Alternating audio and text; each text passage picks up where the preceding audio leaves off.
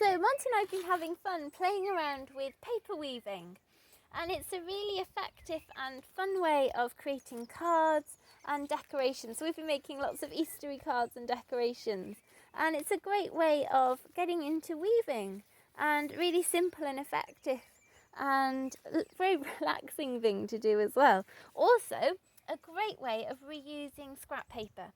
So it might be that you have old tea boxes, you know those herbal tea boxes that are just kind of too pretty to throw away, and often you just get sort of strips of tea, strips of pattern down the edges, and you want to make the most of that. So just cut them up into thin, probably about 1 centimetre length strips, and then they make some lovely patterned weaves. And we've actually been using the tea boxes as well to actually cut out whole shapes of our chickens to make little chicken decorations. Maybe some, as Monty said, this work we haven't cut the strips. Looks like a pair of legs on our chickens. So it could sit up in a flower display, Easter flower arrangement, or you could hang them up from a little Eastery tree, a little bit of hazel catkins, along with the eggs as well. So you could just attach a little ribbon to the eggs and hang them up somewhere.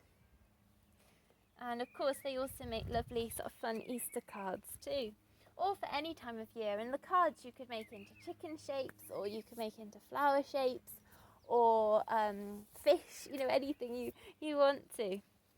And so it's a good way of reusing sort of any scrap paper that's quite decorative. So for example, these are pieces of Christmas crackers we kept, and also, you know, paper that might come with flowers, or wrapping paper. You can reuse this all, especially wrapping paper that maybe is just had been reused just too many times, a bit tatty, but you can still get some nice bits to cut up and use in your weave. So the paper doesn't have to be particularly thick. This one's made from just writing paper, plain printer paper that we've been print stamping and sponging and stippling and spraying.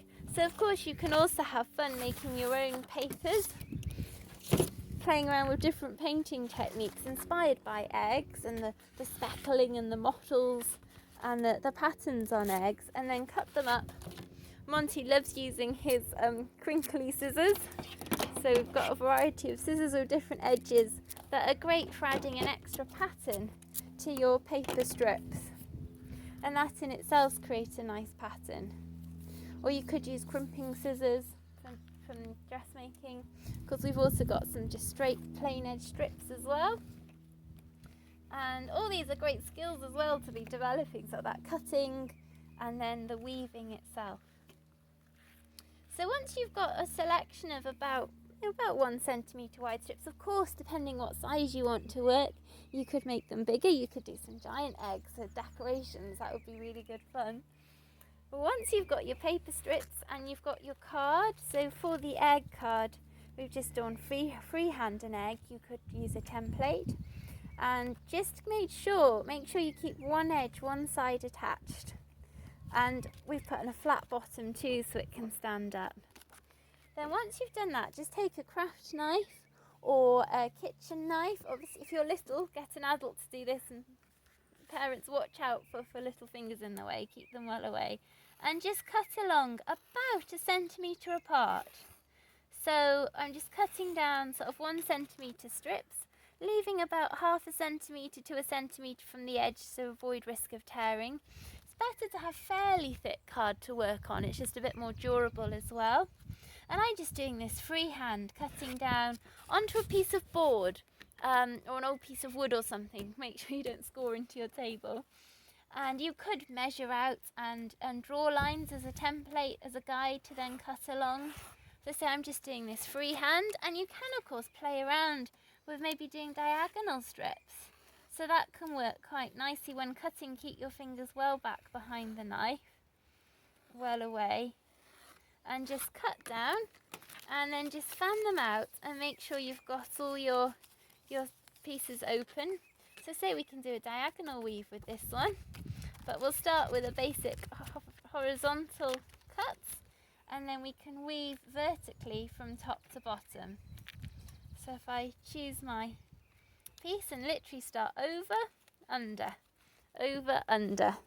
and just weaving up over, under, over, under, top to bottom, over, under, and go all the way up. And then the ends are literally just cut off in line with the top of the egg, and just put a little dab of glue at the top and bottom to hold it in place. A little bit of PVA glue.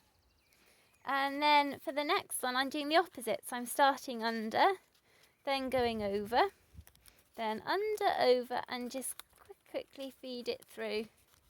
Sometimes you can almost just hold up the bits it's going under and just push it up along.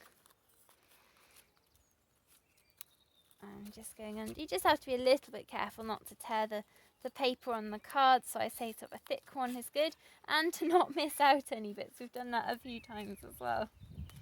So this one ends up on the back. So again, on the back I just do a little dab of glue on the back of each strip of paper. Just do a little bit of glue on the bottom there to hold it in place. And actually with some of them, with the cards coloured on both sides, you get quite a nice pattern on the inside and the outside of the card there. So once I've got my design, you decide, it's always quite helpful I find to start with the middle one, and then you might want to create sort of a repeating pattern. So using a few of the same pieces of weave and then going up and down. So if I do 3 on this side, 3 different ones, then I can repeat them on the other side. And you might find when you get near the bottom, obviously the strips are narrower, so you start part of the way up. So this one I can bring in sort of 2 cuts up and then weave that over and under and over and under. And it's really sort of nice just playing around with different papers and seeing what patterns you can create and creating that repeating design. And quite nice as well if you've got sort of, you know, maybe paper from birthdays or something. You could make a birthday card using that birthday paper. And, you know, different things, papers that might be memories as well. Little souvenirs, make little memento decorations too. So I'll keep going with this and then you can see the finished product. So we're nearly finished with this one, but you might find often the pieces may rip off, especially if it's fairly thin. But don't worry if that happens, because all you do is just weave the one part and put again a little bit of glue at each end, or it may just hold itself in place. And then the other part, as long as you, so we've gone under there, just sort of start it off on an under one, then you can go, you can sort of feed it through.